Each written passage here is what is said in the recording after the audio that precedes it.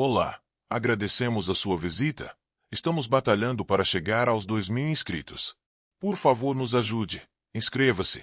Para não perder histórias reais, lendas urbanas, crimes e curiosidades, contamos contigo. A Grande Queda. Uma história real de como a humanidade começou a se perder. Introdução. Onde foi que a gente se perdeu? Durante muito tempo, a humanidade caminhou entre altos e baixos, mas com um certo senso de direção. Ainda que o mundo nunca tenha sido perfeito, havia princípios sólidos que seguravam a base da civilização: respeito, fé, honra, sacrifício, trabalho, verdade. Mas algo começou a mudar, de forma lenta, quase imperceptível, como um veneno dissolvido na água.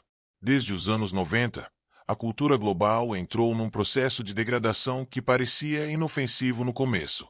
A tecnologia avançou, o entretenimento se multiplicou, a liberdade foi vendida como solução para tudo. Mas no fundo, o que cresceu mesmo foi o vazio.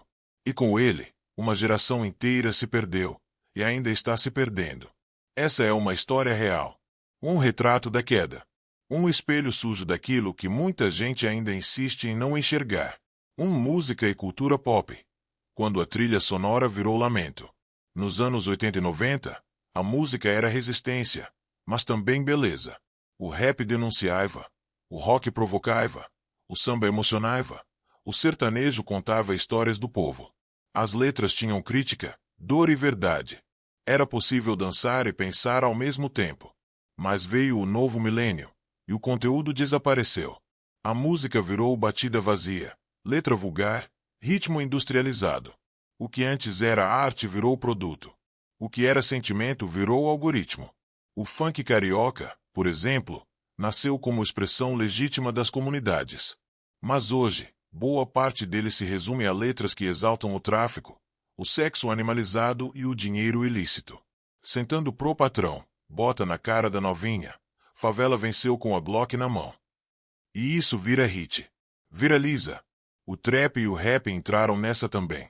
Deixaram o protesto e abraçaram o hedonismo, droga, luxo, arma, orgia. O artista que fala de estudo ou trabalho é chamado de careta. O que glorifica a vida no crime ganha milhões de plays. E a cultura pop seguiu o mesmo caminho. Reality shows que celebram traição, briga e humilhação. Séries que romantizam serial killers.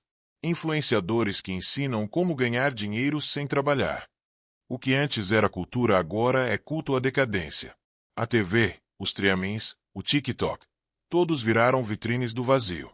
E o pior, isso é consumido por crianças de 8, 9 anos. Crescem achando que a vida é isso: dançar, fumar, gritar e rir da própria ruína. 2. Comportamento-linguagem. A degradação do modo de ser. A linguagem é o reflexo da alma de uma geração. E a nossa está gritando por socorro. Nos anos 90, ensinar português na escola ainda era prioridade. As pessoas tinham vergonha de errar, orgulho de falar bem. Palavras como com licença, obrigado, por favor eram comuns. Hoje, o que reina é a linguagem mutilada, gírias descontroladas e uma aversão ao mínimo de formalidade. A nova língua é a do deboche. Fé na missão, tropa do não sei quem.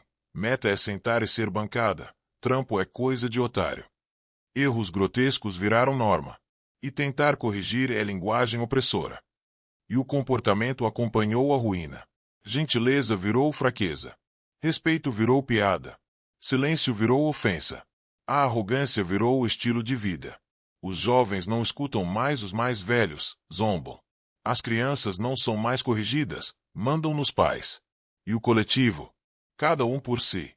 Na fila do mercado, no trânsito, na internet, o que se vê é uma guerra de egos, onde todos querem ter razão, mas ninguém quer ter educação. A ideia de comunidade, de respeito mútuo, se perdeu. E em seu lugar ficou o espetáculo do grotesco. Se é humilhante, viraliza.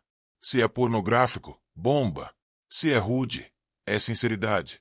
Estamos nos tornando uma sociedade de selvagens conectados. 3. Juventude, vícios e preguiça. O prazer virou o rei. O maior projeto de destruição de uma civilização começa por seus jovens. E esse projeto já está em andamento. Nunca antes se viu uma geração tão anestesiada, tão dispersa, tão ausente.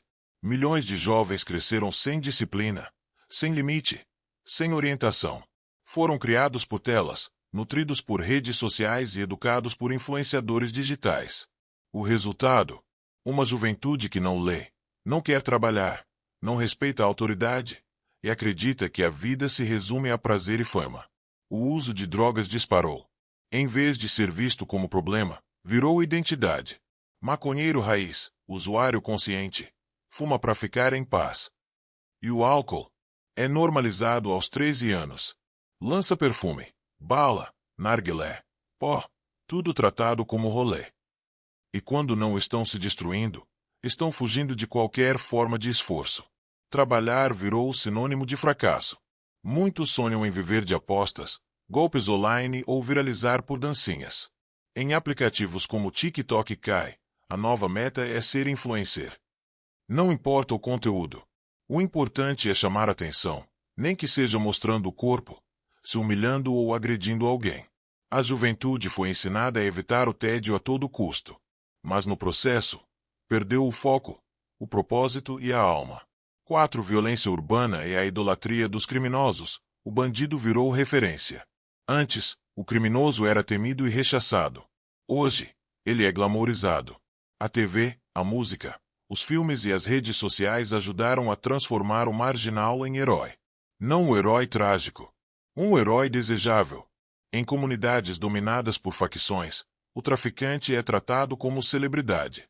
Tem o carro do ano, a corrente de ouro, a mulher bonita. Ele sustenta a quebrada, ajuda as crianças, é respeitado. Enquanto isso, o trabalhador honesto é humilhado. Ganha pouco, paga imposto, não tem glamour. A lógica se inverteu.